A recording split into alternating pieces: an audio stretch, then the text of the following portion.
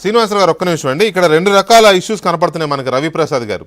ఒకటి, అక్కడున్న political scenario, పాకిస్తాన్లో ఉన్న పొలిటికల్ సినారియో మేము నిన్న కూడా చర్చించాం. పుల్లారావు గారు, నేను, కల్నల్ వివి రావు గారు మేము మాట్లాడుకుంది ఏంటంటే, ముందు అక్కడ పాకిస్తాన్ పాలకులకి ఒక ఫేస్ సేవింగ్ కావాలి.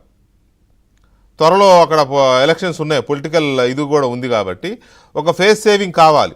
అందుకని ఏదో ఒకటి చేసి మళ్ళీ అధికారాలు కాపాడుకోవడమో, ఏదో వాళ్ళ బొంద వాళ్ళ ఏదో చేసుకోవాలి. అందుకని ఫేస్ సేవింగ్ కోసం ఇది కంటిన్యూ చేస్తారనేది ఒక అంచనా. రెండవది, హార్డ్ కోర్ టెర్రరిస్ట్ 30,000 మంది సుశిక్షితులైన ఉగ్రవాదులు ఇప్పుడు పాకిస్తాన్లో ఉన్నారు. ఏది మన దేశం మీద ప్రయోగించడం కోసం తయారు చేసిన 30,000 మంది ఉగ్రవాదులు ఉన్నారనేది ఒక అంచనా ఉంది. ఇప్పుడు యుద్ధం ఆపినా లేకపోతే వాళ్ళు నోరు మూసుకుని కూర్చున్నా ఈ 30,000 మంది పాకిస్తాన్ ప్రభుత్వం మీద తిరగబడే ప్రమాదం ఉంది. సో ఈ రెండు ప్రమాదాల నుంచి బయటపడడం కోసం ఇది కంటిన్యూ చేస్తారనే ఒక అంచనా కూడా లేకపోలేదు. సో దీని మీద మీ అంచనా, మీ ప్రిడిక్షన్ ఏంటి రవిప్రసాద్ గారు? ఏమండి, అసలు ప్రతి దేశానికి ఒక ఆర్మీ ఉంటుంది. అవును. కానీ పాకిస్తాన్ ఆర్మీకి దేశం ఉంది. అంటే ఆ ఆర్మీ ఆ దేశాన్ని ఆడుకుంటూ ఉంటుంది అనమాట. వాళ్ళు చెప్పిందే శాసనం. వాళ్ళు ఎవరిని కుర్చీలో కూర్చోబెట్టాలి, ఎవరిని కుర్చీలో దింపాలి, ఏ ప్రభుత్వం రావాలి, అదన్నీ వాళ్ళే చూసుకుంటారు. దానికి ఏంటంటే కనుక వాళ్ళు మన భారతదేశాన్ని శత్రుత్వాన్ని వాళ్ళు నెపంగా పెట్టుకుని వాళ్ళ ఒక ప్రాముఖ్యత పెంచుకుంటున్నారు. అవును. ఇప్పుడు వాళ్ళు కింద ఉన్నట్టు కానీ లేకపోతే వాళ్ళ తోక ముడిచినట్టు కానీ చూపించడానికి వాళ్ళు ఒప్పుకోరు. వాళ్ళు ఏదో ఒక విజిబిలిటీ ఏదో ఒకటి చెయ్యాలి తప్పనిసరిగా. కానీ మీరు అన్నట్టుగా 30,000 మంది ఇక్కడ టెర్రరిస్టులు వాళ్ళు ట్రైనింగ్ తీసుకున్నారు, వాళ్ళు ఏదో చేయాలి అంటే కనుక ఇప్పుడు ఇంత జరిగిన తర్వాత ఇంకో టెర్రరిస్ట్ యాక్షన్ మన దేశంలో ఉంటుందని అనుకోను నేను ఇప్పుడు ఇంత తొందరగా. ఎందుకంటే కనుక ఇప్పుడు కనుక చేస్తే పాకిస్తాన్ అసలు ఏదో కాస్తో కూస్తో కొంచెం ఏదో ఒక దేశం 2 దేశాలు వాళ్ళకి మద్దతు ఇస్తున్నారు చూసారా, అది కూడా ఉండదు. కాబట్టి వాళ్ళు ఇప్పుడు మన దేశంలోకి ఏదో టెర్రరిస్ట్ యాక్షన్ చేస్తారని చెప్పి బహుశా నేను అనుకోను.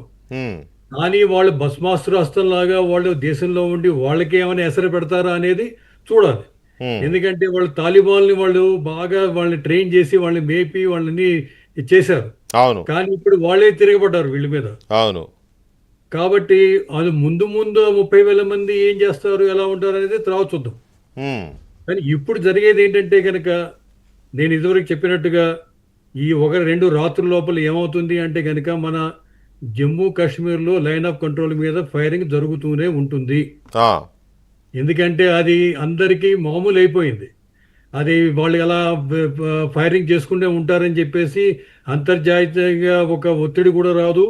అండ్ వీళ్ళు వాళ్ళ మోరల్ అసెండెన్సీ ఒక దేశం మీద ఇంకో దేశంలో చూపించుకుంటూ ఉంటారు. కానీ ఇంటర్నేషనల్ బోర్డర్ మీద బహుశా ఈ IMF లోన్ శాంక్షన్ అయ్యేదాకా వీళ్ళు ఏమి చేయరు. కానీ మీకు చెప్పేది ఏంటంటే ముఖ్యంగా మనం గమనించాల్సింది, పాకిస్తాన్ ఇంకా వాళ్ళ అసలైన అస్త్రాలను కానీ మిసైల్స్ కానీ వెపనరీ కానీ ఇంకా వాళ్ళు వాడలేదు. వాళ్ళు ఇంకా దాన్ని బయటికి తీసుకురాలేదు.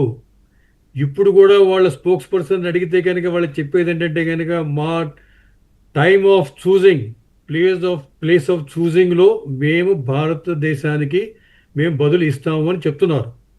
అది ఒక ఫేస్ సేవింగ్ లాగా వాళ్ళు ఏదో ఒకటి చేస్తారని చెప్పి నేను అనుకుంటున్నాను. కానీ అది ఎప్పుడు చేస్తారు అని మనకు తెలియదు. కాబట్టి మనం అప్రమత్తంగా ఉండటం చాలా అవసరం. దట్ ఈస్ ఫర్ ఎవర్ కదా, అది ఎప్పటికీ ఉండాల్సిందే. అప్రమత్తత అనేది పాకిస్తాన్ అనేది అక్కడ ఉన్నంత కాలం మనం అప్రమత్తతగా ఉండాలి. అందుకని అది లేకుండా చేస్తే పోద్ది అనేది ఒక అంచనా, ఒక ఆలోచన. అట్లీస్ట్ పాకిస్తాన్ సంగతి ఎలా ఉన్నా ఆ POK అనే దాన్ని, ఆ POK పదం లేకుండా అది ఇండియన్ ఓన్డ్ కాశ్మీర్ లాగా మందే కాశ్మీర్ అని అలా అన్నా చేసుకుంటే ఈ సమస్య ఉండదేమో అని కదా ఆలోచన. ఇది POKలోకి మనం వెళ్ళి POK మనం కలుపుకోవడానికి మనం ప్రయత్నిస్తే ఆ ఎస్కలేషన్ చాలా దూరం వెళ్ళిపోతుందండి. అవును. కానీ అంత దూరం అసలు మనం అంటే దేశం తీసుకెళ్తుందా ఆలోచించాలి. ఎందుకంటే మోదీ గారు మనకి ఒక అమృత కాలం అని చెప్పేసి ఒక కాల్ ఇచ్చారు. 2047 దాకా మన 5 ట్రిలియన్ ఎకానమీ అవ్వాలి, టెక్నికల్గా మనం చాలా ముందుకు వెళ్ళాలి, మన GDP అది బాగా పెరగాలి అని చెప్పేసి ఆయనకు ఒక విశ్వగురు కింద మన దేశం రావాలి అని చెప్పేసి.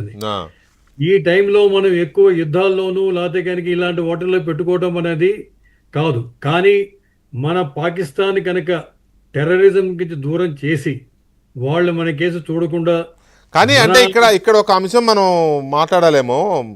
ఆ, నిజానికి యుద్ధం కోసం యుద్ధం కాదు కదా ఇప్పుడు చేస్తున్నది, శాంతి కోసం